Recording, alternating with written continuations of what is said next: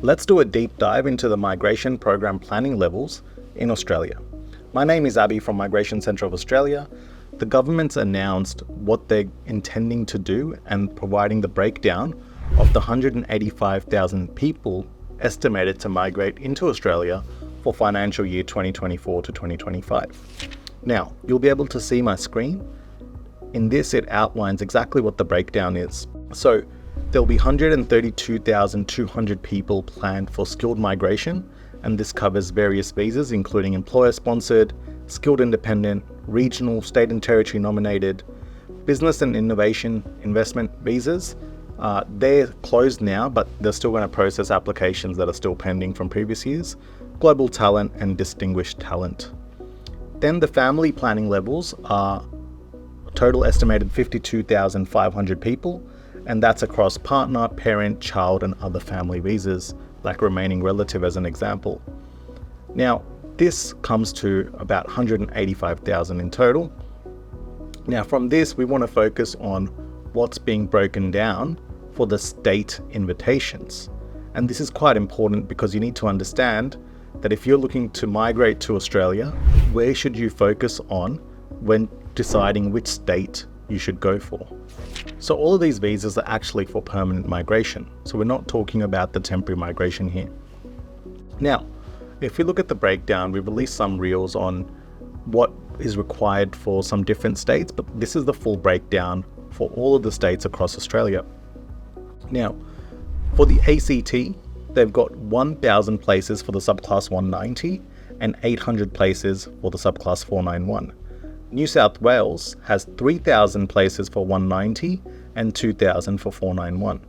Northern Territory has equal 800 for 190 and 800 for 491. Queensland also has equal 600 for 190 and 600 for 491. Then South Australia has 3,000 for the 190 and only 800 for the 491, and that's a huge variation between the two because they're focusing more all across Adelaide or DAMA agreements and other visas rather than just regional only. Now, South Australia is expected to grow quite a lot, and that's why they have the equivalent amount to New South Wales, as does Victoria, which has 3,000 spots for 190 and 2,000 for the 491, which is the same as New South Wales. Western Australia, again, the same as New South Wales and Victoria, 3,000 spots for 190 and 2,000 for the 491. This equates to a total of 16,500 spots across all of Australia for the subclass 190. And then 9,760 for the subclass 491. Now, one of the key things that we've been getting calls about is Queensland has very, very, very few invitations issued, especially for the 190 and the 491, 600 across each visa subclass. Now, these people are looking to relocate because the chances of being invited from, let's say you're one person, 1 in 600 of the people that are invited across a multitude of occupations. We don't yet know exactly what Queensland's got to focus on, but we know that it's usually related to construction or mining, a little bit of hospitality, a little bit of IT. So based on that, if you're not in the top percentile of people, or literally at the top 1% to 2% of the people, you are probably not going to get invited. And that's why it might be worthwhile considering to go to different states to increase your chances, especially states like Western Australia now, who are heavily relying on immigration, where they're saying that they will invite 10,000 people, 5,000 within DAMA, which is the labour agreement where employer can sponsor you under the DAMA agreement, and then the other 5,000 across the 190 and the 491.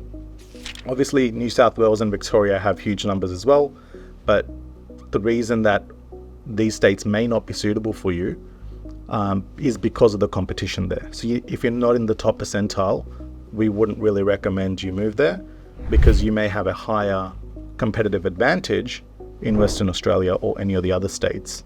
So if you are looking to migrate to New South Wales and Victoria and get a state invitation for one of these programs, make sure that you're in the top percentile because they're going to be very strict and you need to meet all of the state eligibility criteria to then be eligible to get that invitation. Now, they should be releasing the state eligibility criteria very soon, and hopefully you'll be able to understand what the requirements are. Some states will require you to live and work there for a certain period of time. Some states may not have such a strict criteria.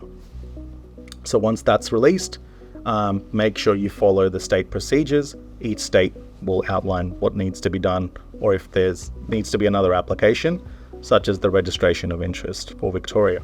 Now, if you need any further information or strategy sessions planning out what you exactly need, please contact us at Migration Centre of Australia, and we'll assist you in planning a pathway where you have the highest chance to try and get an invitation for yourself. Thank you.